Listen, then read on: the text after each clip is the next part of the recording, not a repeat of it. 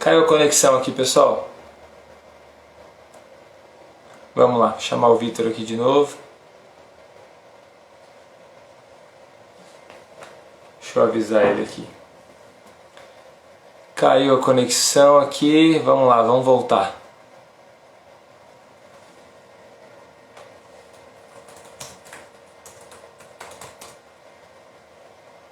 Isso aí, ao vivo é assim mesmo. Bora lá, Vitor entrou. Aqui, ó. Caiu a conexão, bora lá. Brother, caiu aqui a conexão. Toca o barco aí. Vamos lá. Voltamos.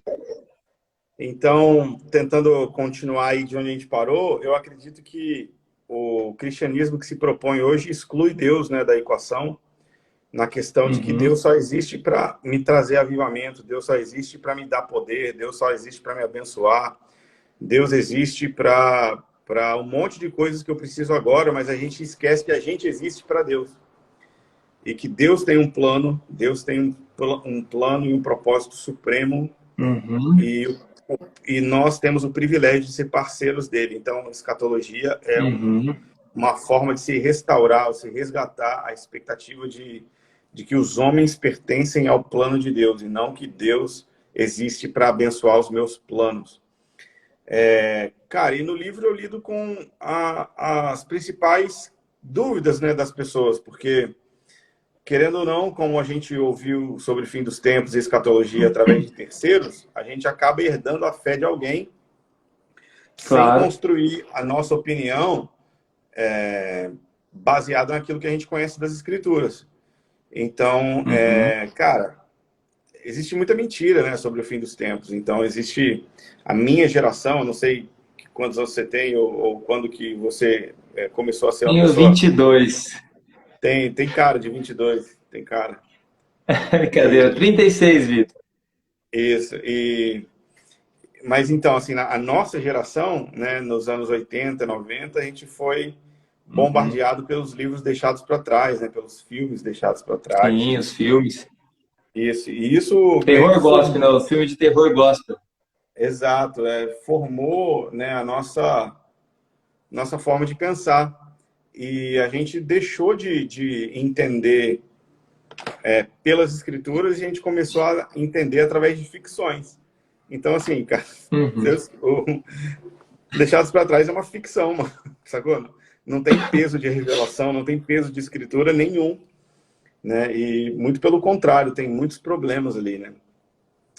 E então as pessoas pensam assim, ah, cara, mas porque ninguém sabe o dia, ninguém sabe a hora, não adianta a gente falar disso. Não, mas Jesus ordenou a gente discernir a geração, né? De fato, ninguém sabe o dia, ninguém sabe a hora, mas ele manda, se você é um discípulo dele, aprender sobre a estação na qual nós estamos vivendo, né? E outras Essa é uma coisas. mentira que você trabalha no livro, né, Vitor? Essa Sim, é uma uma mentira. das Que não sabemos o dia e que não sabemos a hora. mas isso não quer dizer que a gente pode negligenciar o assunto, né? Outra coisa é que as pessoas falam assim, mas um será levado e o outro será deixado. E as pessoas pensam, né, que ser levado é bom e ser deixado é ruim. Só que quando você lê, Jesus está ensinando Mateus 24 no contexto dos dias de Noé, onde veio uma tempestade torrencial que inundou o mundo e quem ficou foi salvo, e quem foi levado, né, foi condenado. Tá, Então, agora você então, bagunçou a cabeça da galera, Vitor. Agora você exato. vai ter que Então, assim, explicar isso. se você tem expectativa de ser levado, e Jesus está ensinando à luz dos dias de Noé, ser levado nos dias de Noé significava morrer afogado nas águas do dilúvio. E ficar significava ficar protegido dentro da arca. Então, Olha aí. são equívocos, né, que a gente, por causa da não familiaridade com os textos bíblicos, a gente acaba aprendendo errado. Uma outra coisa que é curioso é que as pessoas pensam que a volta de Jesus vai se dar num abrir e fechar de olhos, né, como um relâmpago, né? Mas não. O que Paulo fala em 1 Coríntios 15 é que a transformação dos nossos corpos vai se dar num abrir e fechar de olhos, né? Quando Jesus vier, muito pelo contrário, não vai ser um evento escondido nem surpresa. Todo olho verá. Todo mundo vai entender o que está acontecendo. Ninguém vai ser pego de surpresa. E a transformação dos nossos corpos, sim, se dá num abrir e fechar de olhos, mas o retorno de Jesus é glorioso e cinematográfico, digamos assim, né? Assim como os grandes feitos de Deus no Êxodo, assim como os grandes feitos de Deus ao longo da história. Então, assim, existem muitos mitos e equívocos que precisam ser desfeitos para que a gente possa ter uma escatologia bíblica, né? E não popular, cultural. Porque a gente, às Até vezes, porque fica se apegado. ensina muito. Aham. A gente Até fica porque se apegado, ensina assim. muito pouco, né, Vitor? Se Cara, ensina mas muito pouco sobre isso. eu Eu acho que acredito se que aqui ensina ó, uma pouco. boa parte da galera tem essa perspectiva. Então, você está desconstruindo aí a cabeça da galera. É uma mensagem que precisa chegar. Tá? Uma desconstrução para começar de novo. Uma Cara, interpretação bíblica. mas para pensar, cara. São 150 capítulos na Bíblia que o assunto Uhum, principal deles é o retorno de Jesus.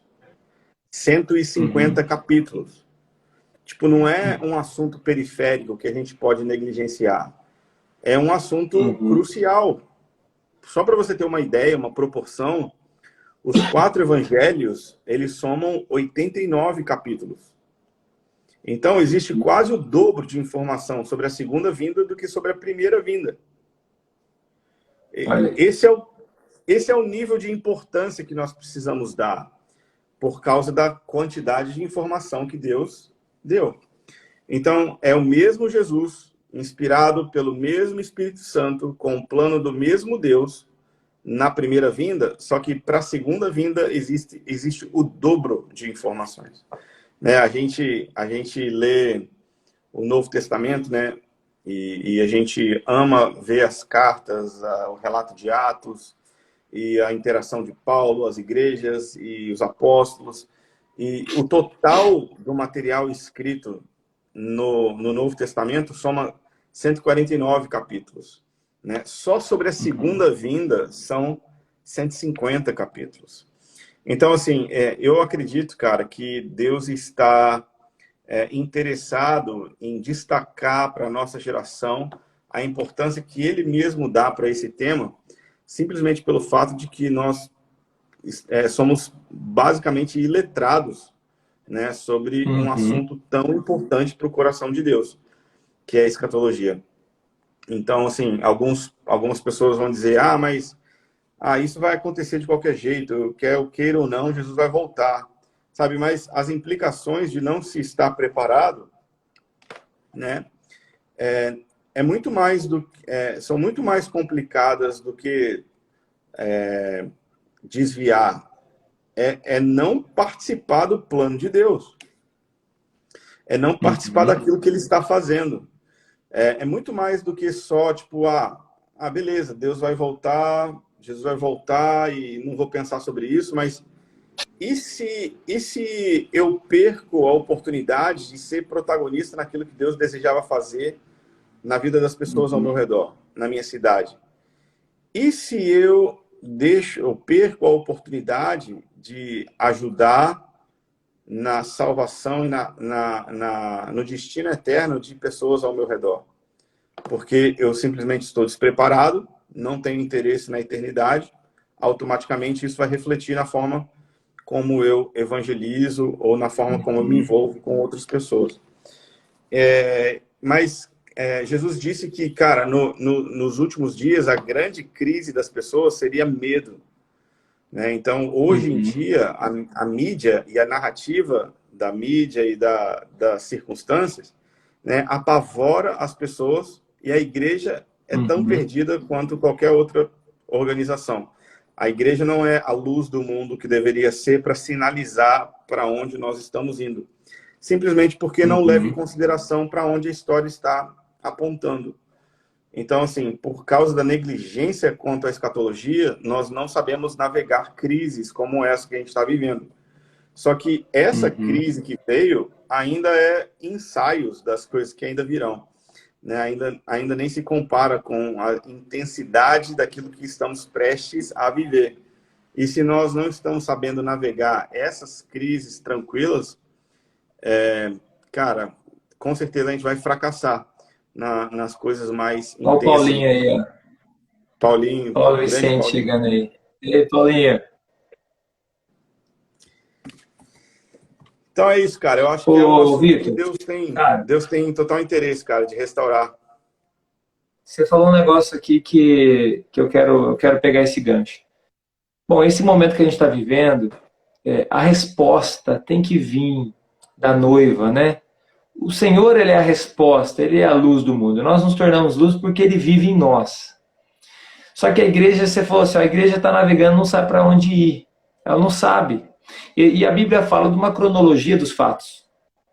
Né? Por exemplo, Mateus 24 traz para nós ali parece que um esboço, né, do que vai acontecer.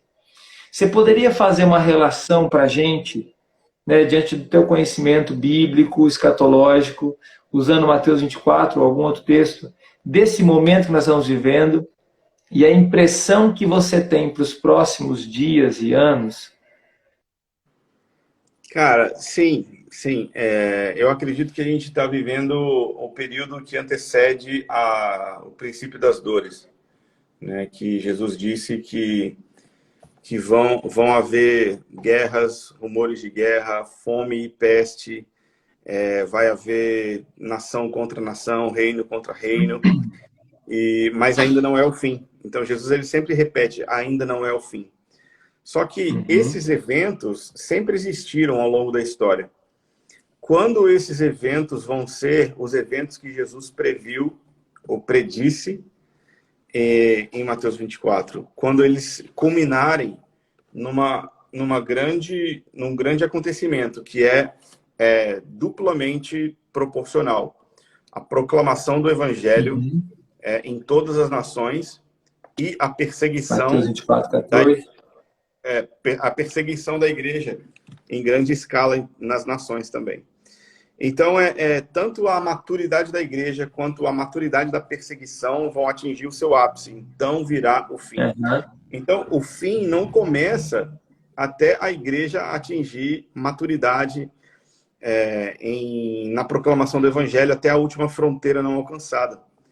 Então, cara, nós não estamos ainda no fim, nós não estamos ainda perto do fim.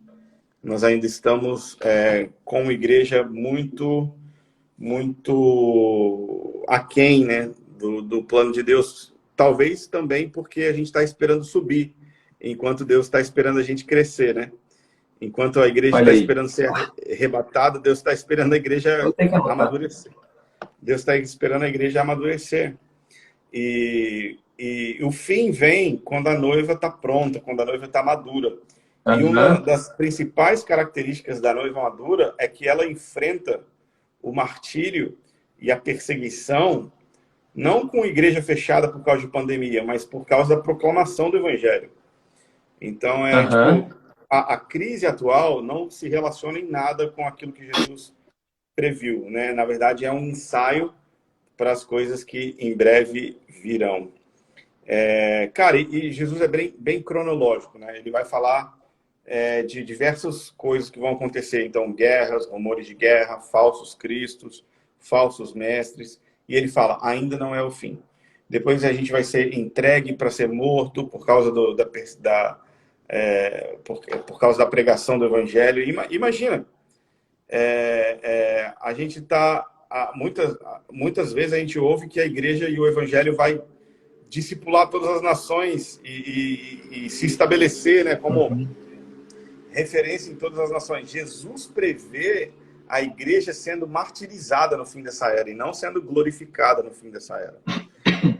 Então, assim, a previsão de Jesus e a expectativa dos homens em relação a sucesso é muito diferente. Uhum. E aí Jesus fala, mas ainda não é o fim. Né? Ainda não é o fim. E aí depois ele fala sobre quando o evangelho do reino for pregado, né, como testemunho, então virá o fim. E aí, quando vem o fim, ainda não é a volta de Jesus, mas é aquilo que a gente conhece como a grande tribulação. né? E os eventos da grande tribulação, Jesus lista todos eles ali, especialmente concentrado, né, no que vai acontecer na cidade de Jerusalém, na nação de Israel. Uhum. Tipo, cara, Israel, Jerusalém nem passa na cabeça do evangélico médio do Brasil, né? A gente só pensa em orar por Jerusalém para ser abençoado, mas a gente não faz ideia do como nem por que orar por Jerusalém, né? É, Por quê? Porque é verdade. não se fala sobre isso, e o que se falou nos últimos anos era meio bizarro, né? Tipo, igrejas usando shofar, talit, e celebrando as festas sem nenhum entendimento sobre aquilo que elas representam, né? E aí, então, Jesus depois diz no final do capítulo, no versículo 30 e 31, ele fala, né, logo depois da tribulação daqueles dias, então vocês vão ver no céu o sinal do Filho do Homem. Então, Jesus vem ao fim da grande tribulação, ele dá detalhes sobre a grande tribulação, e ele diz o que vai acontecer. Todo olho verá, né? E ele vai, então, enviar os seus anjos. Deus vai... nós vamos nos encontrar com ele nos ares e vamos estar com ele na terra como no céu para sempre. O Carlinhos está perguntando aí, né? Mas quando isso acontecer, a igreja já não vai estar mais aqui? Para onde que a gente vai, né?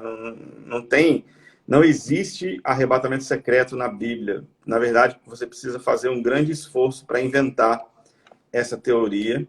E no meu livro eu trago um pouco sobre isso, porque a teoria de um arrebatamento secreto ele nasceu apenas 200 anos atrás, né? Então a gente tem 2000 anos de igreja e todos os grandes homens de Deus nunca pensaram em desassociar a segunda vinda do arrebatamento. Só que nos anos 1800 alguém separou uma coisa da outra, né? E falou sobre um Uhum. arrebatamento secreto que, cara, sinceramente é impossível de se provar pela Bíblia, a não ser que você distorça os textos e faça ele falar o que você quer que ele diga. É, Uhum. e, sabe, é esse tipo de crendice, sabe, que acontece. A gente aprendeu com alguém, ou a gente viu num filme, a gente leu num livro, mas quem são as pessoas que examinaram os 150 capítulos que Deus deixou nas Escrituras que contam sobre o fim dos tempos e quem são essas pessoas? Então, cara, esse é o meu coração, sabe? Treinar pessoas nessa jornada. Eu tô agora, a gente começou uma jornada, né, que se chama Glorioso Dia, onde a gente está estudando Uhum. sistematicamente todos os 150 capítulos do Fim dos Tempos. É um curso Aham.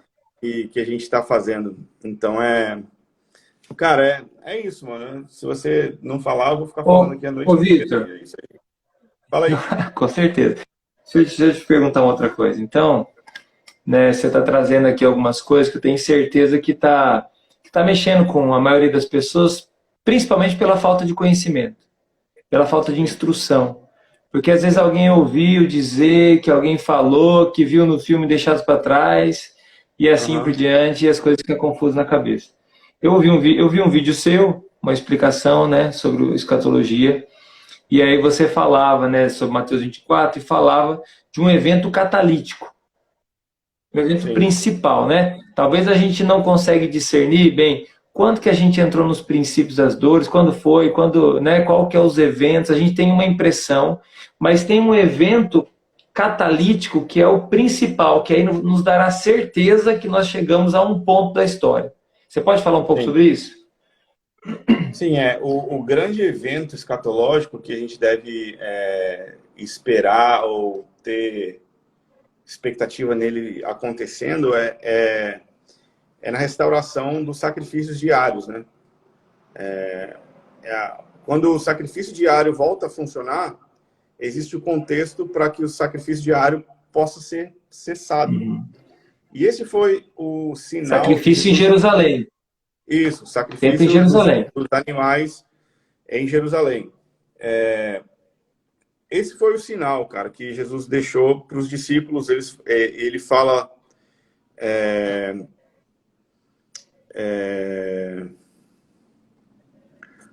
Ele fala em Mateus 24, versículo 15, né? Quando vocês verem a abominação da desolação que Daniel disse, né? Então, Pegar a né, Bíblia. aí começou, né? Mateus 24:15. Então, a abominação da desolação.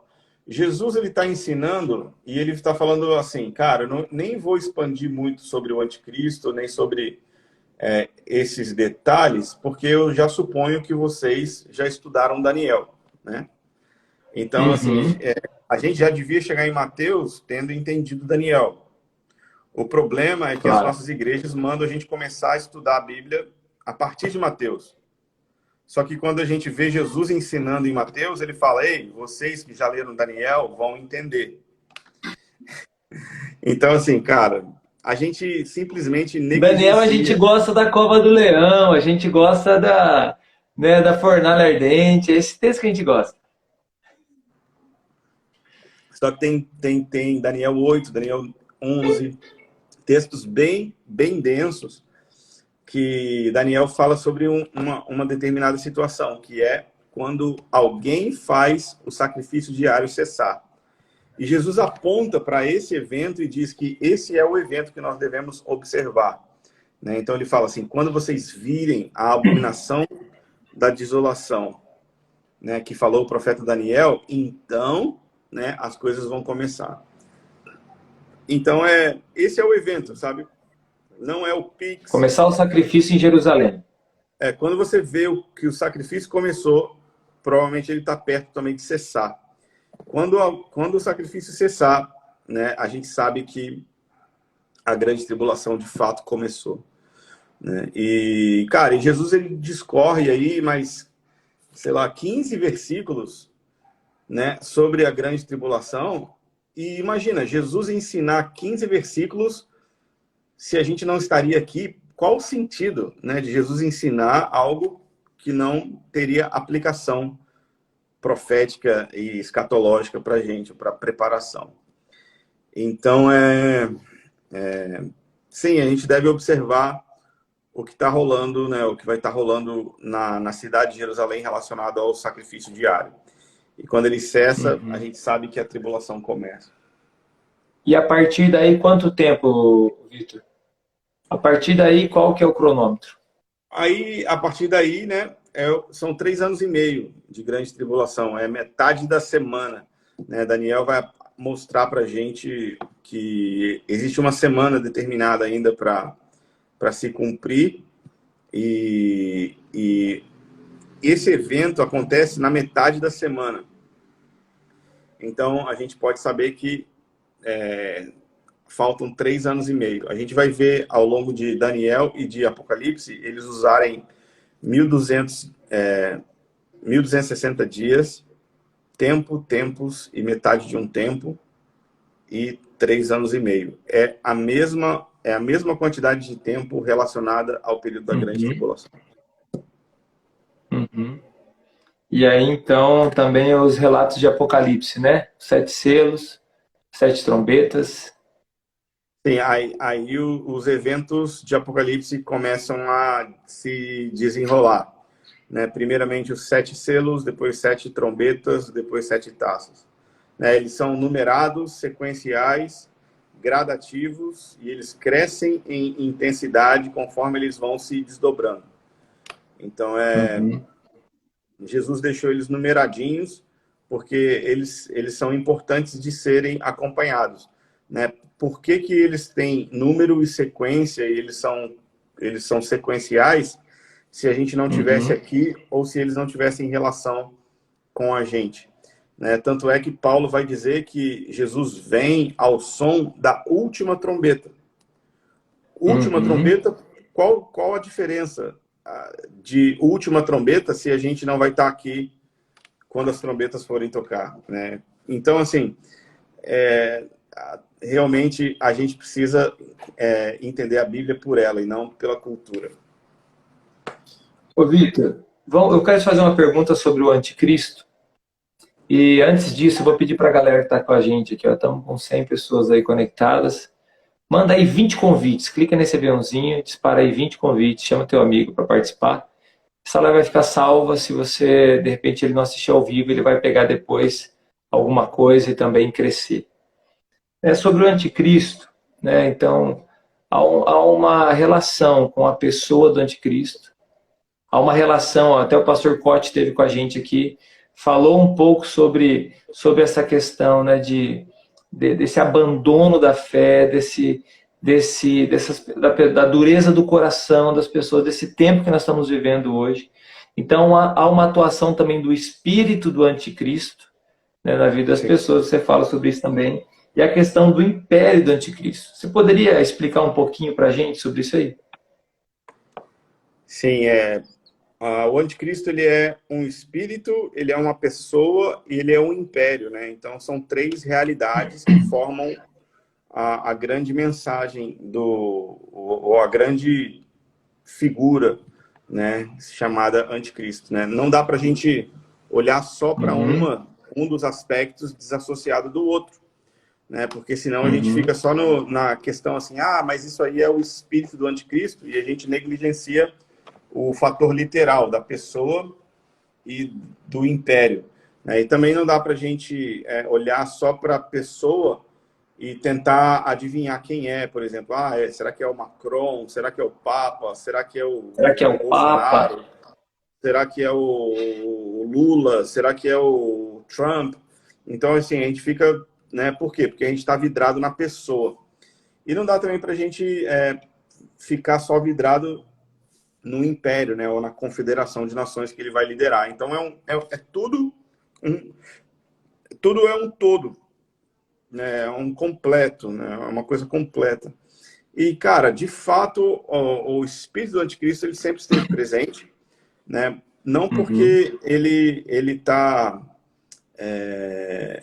já está acontecendo, mas porque a principal ênfase da mensagem dele já estava operando, que é negar que Jesus é filho de Deus, né? E quando a gente vê qual é a religião que prega enfaticamente que Deus não tem um filho, né? Longe de Deus ter tido um filho, né? A gente precisa descobrir qual que é. E qual é o grupo de nações que vão se aliançar para destruir Israel no fim dessa era? Será que é tipo Roma e o Papa liderando o império, né? Será que é os Estados Unidos? Será que onde que está a atenção hoje relacionada à nação de Israel, e quais são os seus países rivais? Então a gente deve olhar, né, para onde isso está acontecendo, e a gente deve deixar a Bíblia ser quem ela é, né? Então, se ela fala a respeito de uma pessoa, se ela chama essa pessoa de besta, né? E se ela também chama esse império de império besta, a gente deve esperar por isso, sim. E a questão do anticristo não é para a gente poder também se divertir como se escatologia fosse um assunto de trivia, né? Ou tipo, curiosidade bíblica. Não é curiosidade bíblica. Na verdade, tem a teologia do anticristo e estudar sobre o anticristo tem como finalidade despertar nos nossos corações paixão por Jesus, e tem como finalidade despertar nos nossos corações engajamento nas missões nas últimas fronteiras não alcançadas, né? Porque o espírito do anticristo, porque ele nega o pai e nega o filho, ele obviamente é um espírito de orfandade, né? Ele é um espírito de abandono, é uma religião de abandono. E quando a gente vai proclamar o Evangelho, nós estamos apresentando o Filho de Deus e Deus Pai, né, e pelo poder do Espírito Santo. Então, tem todo um porquê, né, se compreender o anticristo. Não é simplesmente para a gente, beleza, já sei o que é isso, fecha a gaveta e guarda essa apostila. Não. Como que isso molda a minha missiologia? Como que isso molda a forma como eu envio dinheiro para o campo missionário? Como que isso molda o meu engajamento com o que Deus deseja fazer ainda no fim dessa era? Então, eu sempre tento conectar anticristo com paixão por Jesus, anticristo com destruição do espírito da orfandade, mas sem negligenciar que ele também é um espírito, uma pessoa e um império. Você não citou aí, né? Você deu a volta, mas você não citou, né, sobre isso. é a questão da origem, então, nesse tempo que nós vamos viver, que estamos vivendo, a origem, né, sendo o Islã. O que você tem a dizer dessa afirmação aí? É Sim, isso mesmo? o caso de que o anticristo viria do Islã é bem plausível, né? Porque, inclusive, o Islã usa textos bíblicos que nós entendemos que é o anticristo para apoiar, para provar ou para usar como base para o seu Messias esperado. O que a gente não sabe é que o Islã, ele é uma religião, cristianismo de ponta cabeça, né? Ele tem Messias, tem falso profeta, tem anticristo também islâmico. E então, assim, e tudo isso é como se fosse o oposto daquilo que a gente acredita, né? O nosso Messias seria o anticristo para eles, o nosso anticristo é o Messias para eles, né? E também tem essa figura do falso profeta. Então, o Islã, ele é uma religião demoníaca, nascida justamente no contexto de orfandade, né? No contexto de negar quem é Jesus e e que Deus nunca teve um filho, Deus não tem um filho, Deus não possui uma família, né? Então, sim, é uma teoria, mas que eu acho que para a gente explicar ou explanar ela seria um pouco demais para uma live onde as pessoas estão preocupadas se vão ser arrebatadas antes ou depois da vinda de Jesus ainda. É um pouco E demais. aí eu vi essa afirmação sua, Vitor. Daí é bom, a intenção mesmo é mexer com o coração, para a gente poder reconstruir, né, um despertar realmente para estudar os últimos dias, né, as últimas coisas. Eu vi uma afirmação Sim. sua, achei muito interessante, você dizia que o oposto do cristianismo é a orfandade, né? E aí você fala um pouquinho sobre isso, né? A questão da orfandade está muito ligada também ao islamismo, né? Essa questão da orfandade, esse espírito de orfandade. O pastor Cote, aqui na live que ele teve com a gente, ele falou que o principal problema da nossa nação é a orfandade, né? Se fala bastante sobre isso. Qual que é a sua opinião, Vitor, nessa questão, né, diante desse momento que a gente vive? Cara, então, o Cote, ele ficou muito politizado, né? Então, ele está muito motivado por questões políticas. Então, eu não tenho acompanhado muito o que ele tem dito. E eu não sei como que eu poderia enriquecer isso que você está falando ou apresentando, mas, cara,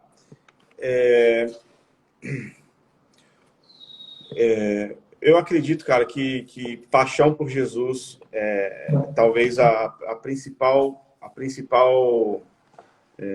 ênfase ou fim de tudo que a gente precisa falar, sabe? No final, as pessoas precisam estar mais conscientes de Deus, de se amar a Deus, de ter paixão por Jesus, do que, tipo, nossa, aprendi sobre a volta de Jesus e que não vou ser arrebatado, ou que vou ser arrebatado, ou que Bolsonaro tá certo, ou que Lula é o capeta, ou coisas desse tipo, sabe? A gente precisa despertar nas pessoas paixão por Jesus e Paixão por trabalhar Jesus. para que, sim, trabalhar para que, sabe, no fim da nossa mensagem, que as pessoas lembrem ei, eu preciso amar mais Deus, eu preciso conectar mais com a minha Bíblia, eu preciso ter mais zelo pela minha vida de jejum e de oração, eu preciso me inteirar do plano do Senhor, mais do que a narrativa cultural, a narrativa política.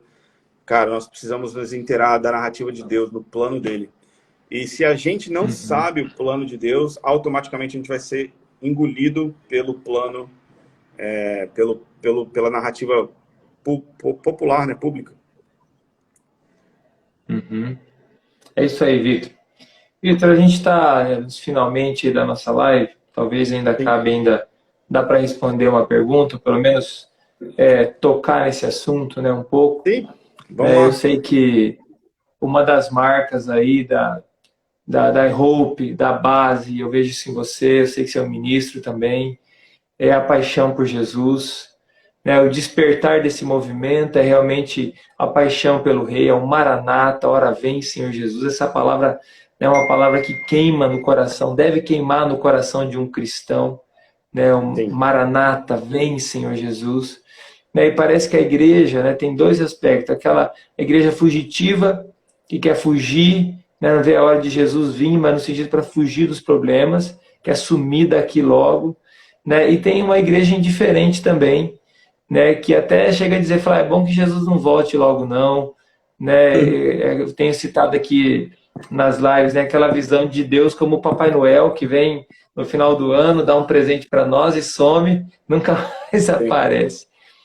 O que tem no seu coração, Vitor? O que você poderia dizer para a galera que está aqui, brasileiros, pessoas de outros países também, né, sobre Sim. essa questão do Maranata, ora vem Senhor Jesus, esse fogo do Espírito Santo, né? Alguém do Espírito Santo, cheio do Espírito Santo, falando sobre isso. Cara, na verdade, Maranata é uma palavra que eu acredito que o Espírito Santo está restaurando o seu significado e o seu poder nesses dias, para que nós possamos Uhum. viver de acordo com aquilo que o apóstolo Paulo ensinou, né? Quando ele declara Maranata, ele diz que se alguém não ama o Senhor, que essa pessoa seja maldita. E aí então ele diz Maranata. É o único lugar, né, cara, onde essa palavra aparece na Bíblia é 1 Coríntios 16, né? E ela está diretamente conectada à paixão por Jesus. Maranata nada mais é do que o sentimento de desejo pela presença, ou de amar o Senhor de todo o coração, de toda a alma, de toda a força, resumida. Né? Ela é uma palavra que, dependendo de como você pronuncia no original, ela pode significar tanto quanto o Senhor veio, como o Senhor virá. Então, Maranata engloba o Evangelho de uma maneira completa, tanto aquilo que Deus fez na cruz, como aquilo que Deus fará, né, quando os céus se abrirem, né, e o Filho do Homem vier. Então, eu acredito que Maranata vai ser muito mais cantado, vai ser muito mais ecoado e muito mais falado do que a gente pode imaginar, porque essa palavra, ela expressa a mensagem completa do Evangelho, né, que ele veio, mas que ele virá, mas ela também expressa o sentimento correto da noiva no fim dessa era. Porque o sentimento da noiva é unir-se ao Espírito para dizer, vem. Né? E vem tem a ver com o quê? Com saudades. Tem a ver com ausência. Tem a ver com alguma coisa está faltando. Alguma coisa não está bem. Então, quando, tipo assim, não é o Espírito e a noiva dizem yes. Não é o Espírito e a noiva dizem conseguimos. O Espírito e a noiva dizem alguma coisa está faltando e é Deus entre nós. Então, a palavra Maranata, ela resume o sentimento, o sentimento do coração da noiva, que é saudades pela presença, desejo pela presença, desejo por ter Deus entre nós. Então, eu acredito, cara, que muitas canções vão nascer, muitas pessoas vão falar Maranata, mesmo sem saber o que significa. E, cara, e eu acredito que essa é como se fosse a palavra do Senhor para a nossa geração. Tipo, da mesma forma como veio a palavra do Senhor sobre Isaías, veio a palavra do Senhor sobre Jeremias, veio a palavra do Senhor sobre a nossa geração, e essa palavra é Maranata. Nós precisamos entender o Evangelho de uma maneira completa e nós precisamos cultivar no nosso coração desejo pela sua presença. Então, cara, esse é o meu resumo de Maranata em alguns momentos, em alguns minutos, né? E espero que desperte outras pessoas para amar também o Senhor. Com certeza. Para mim é uma honra muito grande estar trocando essa ideia com você. Né? E quero deixar aqui ao vivo já um convite para a gente marcar aí, de repente, algumas sequências aí de live para a gente poder falar mais profundamente sobre isso. E eu queria pedir para você que compartilhou tantas coisas preciosas aqui com as pessoas. Além, eu queria que você falasse do seu curso e eu queria que você desse algumas bases bibliográficas para as pessoas poderem buscar, porque é um risco muito grande buscar também a base bibliográfica, buscar no lugar errado, não entender as teorias, quais as visões, né, sobre isso. Dá uma direção aí para a galera. Cara, o primeiro caminho é você ler os textos bíblicos por si só e descobrir o que você pensa, né? Então, se você lê a Bíblia sem um óculos preterista, ou sem um óculos amilenista, ou sem um óculos dispensacionalista, qual é a conclusão que você vai chegar, né? Então, eu acredito que, né, você vai chegar na conclusão de que Deus quer morar na Terra, Deus tem um plano de 1000 anos na Terra e restaurá-la como era antes no Éden, que Deus, no fim de tudo, vai exaltar Jesus e glorificar o nome dele a partir da cidade de Jerusalém, e que esse é o plano dele, inegociável. E aí, cara, você tem que se municiar ou se cercar de autores ou de livros ou material que concorde com aquilo que você está pensando, né? Então, o que eu quero recomendar para vocês é o pré-milenismo, né? O pré-milenismo histórico, ou a crença escatológica que os pais da igreja, né, que é a geração imediatamente depois dos apóstolos tinham. E, cara, no meu perfil tem um link para a nossa loja. E lá tem dezenas de livros sobre esse assunto e também tem dezenas de cursos sobre esse assunto. Então, se você quiser continuar no rolê comigo e crescer naquilo que eu estou fazendo e falando, eu acabei de iniciar um curso chamado Glorioso Dia, que é um estudo sistemático dos 150 capítulos sobre o fim dos tempos. Esse seria a minha recomendação. Não, Como que faz para acessar esse curso, Vitor? Qual que é o link para acessar esse curso? Está na tua bio? Tá na minha bio, abase.org/cursos. É só você entrar lá. Se alguém puder digitar aqui para nós, digita aí para a galera ter acesso. Depois o Vitor pode me mandar, Vitor. E eu mando também para o meu grupo aqui, o grupo da galera que está inscrito, para a galera ter acesso aí a tanto ao material, né, os livros, e quanto ao curso também. Sem problema. Vitor, eu vou pedir para... Ok, muito obrigado, viu? O Vitor prontamente aí respondeu a mensagem, o convite, aceitou, se organizou para isso. A gente até adiantou a live porque ele tem um outro compromisso agora às 10 horas. E eu queria pedir para você orar por nós, orar pela galera que está junto com a gente aqui, em nome de Jesus. Beleza. Pai, eu te peço para que o Senhor nos dê no Espírito sabedoria e revelação e abra os nossos olhos para que nós possamos contemplar a glória da herança que você tem nos santos e na igreja. Deixa a gente ser iluminados pelo seu plano e pelo seu projeto. Pai, abençoa cada coração, cada casa, cada família aqui representada. Peço que o Senhor livre do mal e proteja e cure de toda enfermidade. E que o Senhor nos ajude a andar de maneira digna do Evangelho. Em nome de Jesus, amém e amém. Amém, meu querido. Vamos tirar um print aqui, só para a gente guardar a lembrança. Deixa eu desativar os comentários aqui um minuto. Olha o sorriso, hein? Mostra a tatu aí, que sua tatu é fera demais, cara. Olha aí. Aí, ficou fera a foto.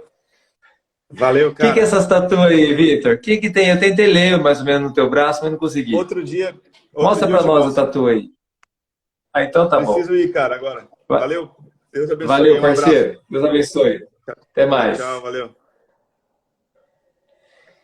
Valeu, gente. Glória a Deus. Né? O Vitor tem outra live aí às 22 horas.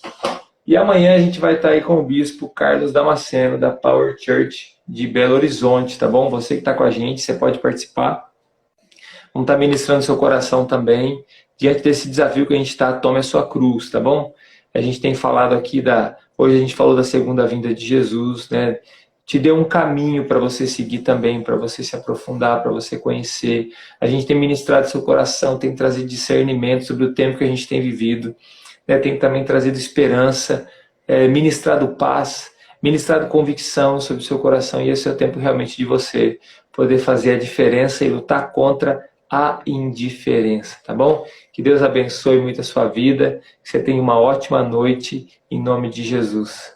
Abrindo os comentários aqui, ó. Um abração, viu? Fica com Deus, foi uma bênção estar com vocês.